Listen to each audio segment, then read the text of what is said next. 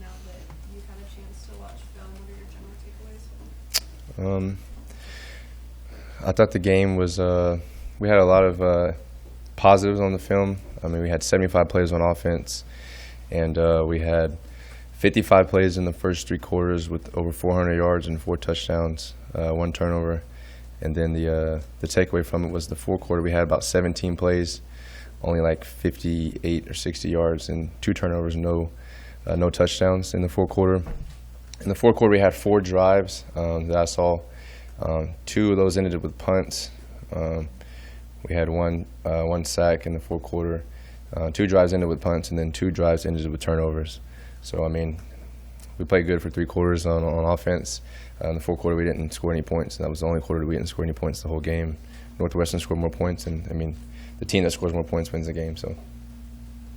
Casey, on the pick where you're going to Oliver, was there anything you could have done differently on that, or was that just a little timing issue, or what did you see? No. They went one high man on that play. It was 3rd and 9, I believe. We had just crossed the 50, so we're moving the ball well. And, no, I mean, he ran a good route. Like I said, it was one high man. I threw it right over the Mike linebacker. He tried to jump up and tip it. Ball went right over the linebacker's head. I threw it with timing and anticipation. Oliver was trying to get his head around. He was getting tugged a little bit. The DB made a good play. He did a technique called slingshot. He slingshotted himself into the play. So he kind of ran with Oliver, pulled himself into the play, and then tracked the ball. So the DB did a really good job of just tracking the ball a little bit better on that play. Like I said, Oliver was getting ready to try to hold the defender off on his back. Just didn't get his head around and his hands up quick enough. I think it was a great ball. I threw it with confidence. Like I said, it was 3rd and 9. Trey Palmer we ran switch verticals, and Trey shut it down on the outside. I didn't know for sure if Trey was going to get enough depth to get the first down, so that's why I went with Oliver on the seam. But no, I thought it was a good ball. Like I said, it's just unfortunate play, and the DB made a play on it. It's going to happen sometimes. Hey, Casey, how important is it this week just to get better balance and rhythm with the run game and the offense? Yeah, I mean, you have to be able to run the ball. Anytime you can run the ball and have success on the ground, that sets everything up. You know, you can control the clock, able to get ahead of the chains on 1st and 2nd down and not have to pass it. You know, we had 42 pass attempts. You know, going into the game, I don't know if we would like to have more or less than that, but whatever it takes to win on offense. But if we can establish a good run game, that's obviously going to help, you know, every team that we play. Casey, those specifics that you mentioned with Oliver on that pick, is that something where you go to him and want to talk, and you generally want to do with the receiver when there's a play where you don't mesh? I mean, I just asked him after the play, hey, what happened? I saw him the whole way. He was running. Like I said, it was one high man. The safety's in the middle of the field. All I had to do was beat the linebacker with the throw. I threw it over the linebacker's head. There's nobody in the middle of the field. Oliver was one-on-one. He had the DB on his left shoulder, so I put the ball right here. The DB actually just reached around and kind of just grabbed it. I asked Oliver what happened. He said he was getting held a little bit and didn't get enough time to get his head around. I watched it on the replay, watched it on film as well. Right as the ball was in the air, Oliver's head was getting jerked this way. So when the ball was coming, he didn't get to get his head and eyes around. Is that pretty normal for you to have those conversations? Yeah, I mean, any incompletion, if it's my fault or the receiver's fault, I mean, I go over to the receiver right away and ask what happened. And then if it's just like a pure drop or say if I make a bad throw, I'll go over and tell him, hey, that's my bad. I got to put it in a better spot. Or if it's like a miscue, I'll go ask him, hey, what happened? What did you see on that? Did you see the coverage? How was he defending you? What kind of leverage did you have? Even whenever I don't throw it to certain receivers, I still go ask them after the play or on the sideline, did you win on this route? You know, let's say we have an 8-play drive. I'll ask all the receivers that were in that drive, hey, when you ran this comeback, how did he defend you on that play? What number was it to the field? You know, was it number 13? Was it number 2? Was it number 11? Different stuff like that. So I do that at practice every day. I also do it in the game. So when tempo's working and in that first drive, you guys pretty clearly overwhelmed. What's the line between making sure that you're using tempo the right way, and then those times when maybe you get off the field too quickly and it burns the defense? I mean, I think we did a good job of using the tempo to our advantage on Saturday. Obviously, you guys know we were moving the ball down the field. And up through like 2 or 3 quarters, we had 1 punt. So, I mean, we were moving the ball down the field. And like I said, we just turned the ball over, stopping ourselves. We went 75 plays, no penalties. That was the first time that we had a scrimmage or a game in a long time here at Nebraska with 0 penalties. I think we had like 1 sack, well, 2 technically because I tripped. But we had 1 sack the whole game. So, like I said, there's really a lot of positives and takeaways. But the tempo is something that we like to use to our advantage.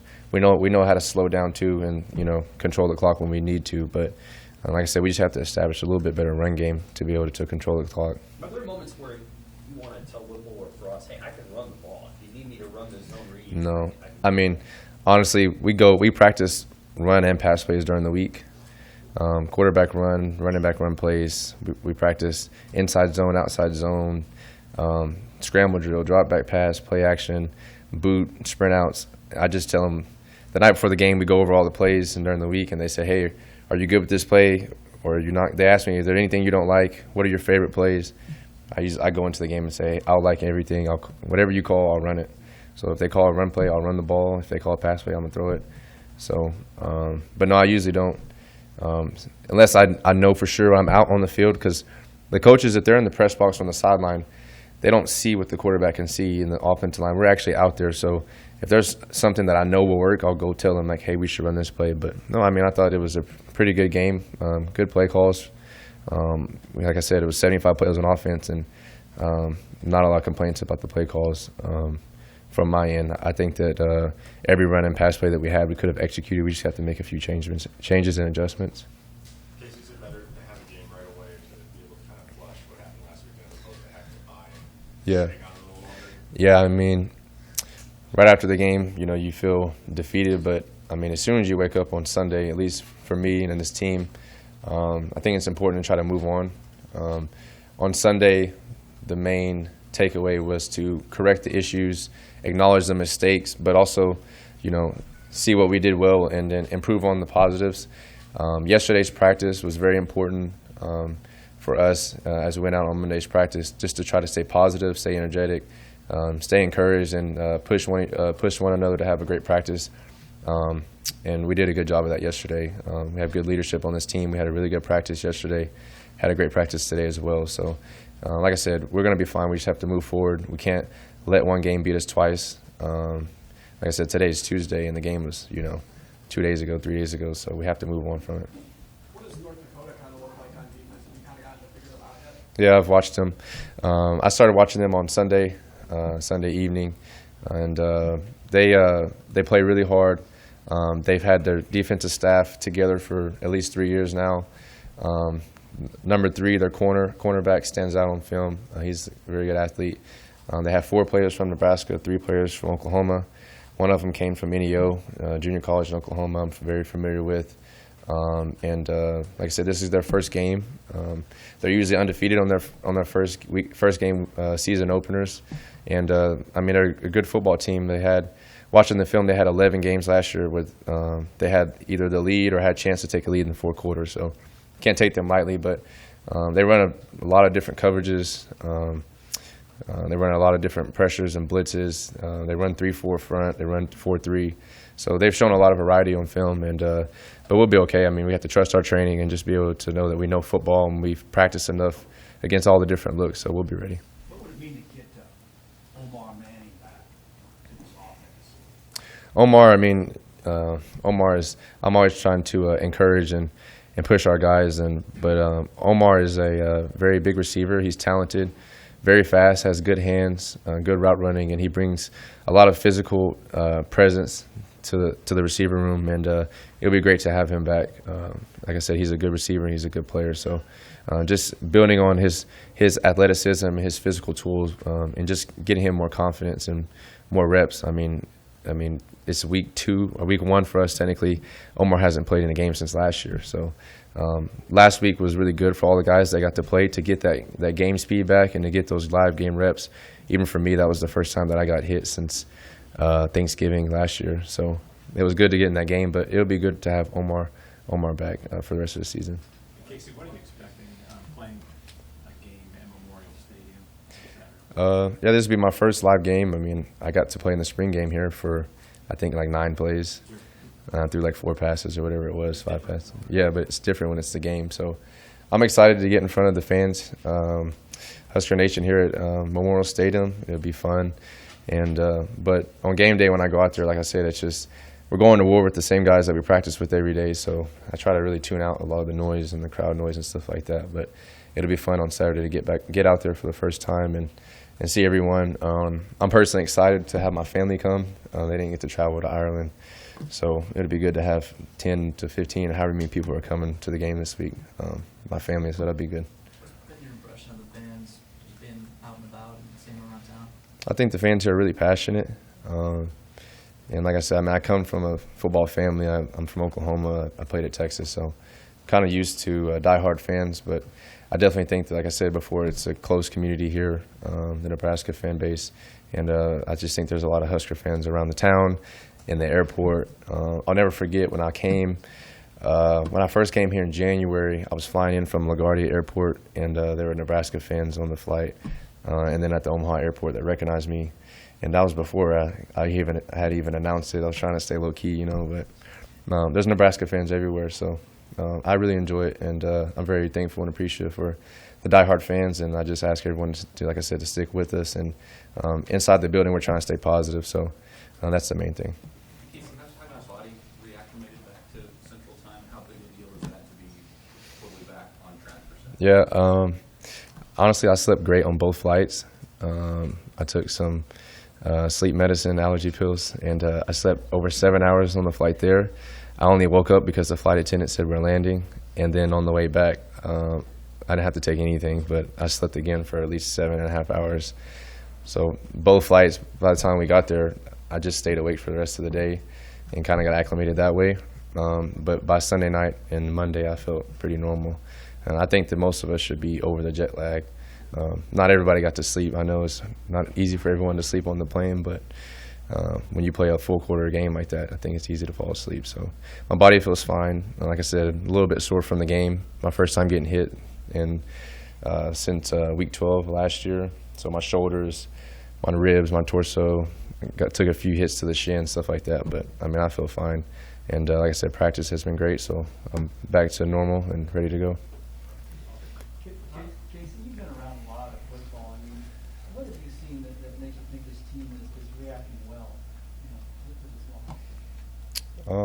You know, like I've been playing football since I was 4 years old, so a long time. But this is my first time on this team. Like I said, it's a new team. There's a lot of new faces, new coaches. But I think that we're reacting well by our body language, the energy at practice, just kind of the overall demeanor around the building. Like I said, we've had great practices. We're still having good meetings and stuff like that. The coaches aren't freaking out and stuff like that. So I don't know. I think pressure is more of an outside noise thing, and I think internally in the building, I think that we're fine, and we just have to focus on doing our job and continue to play football and execute how we know how to execute for 4 quarters. But we have to be prepared to play 4 quarters every week, so that's the main thing. And then one thing that I wanted to say, just to inform you guys, I was asked a question last week by one of you about how does the skill depth here compare to at Texas. But I just thought I'm very close with those guys over at Texas, and I just want to say I wish them best of luck this season, and I'm still close to a lot of the players. And actually, I got a lot of texts and calls from the players after the game last week. They were watching DeMarvion Overshawn, their starting Mike linebacker over there. I still keep in touch with Bijan Robinson. Roshan Johnson's their running back over there, team captain, a really good player. And but I just want to say I respect them. But moving forward from here on out, I don't want to really be asked questions about Texas, because I'm trying to focus on Nebraska and moving forward with this team.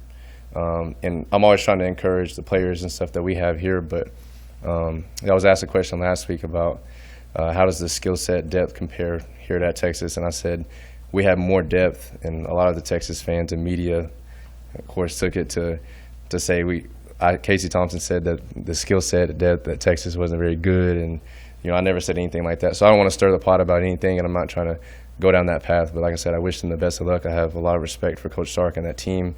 They've always had talent. Talent's never been an issue. They have a really good team, really good coach. Bijan Robinson is one of the best athletes and running backs I've ever been around.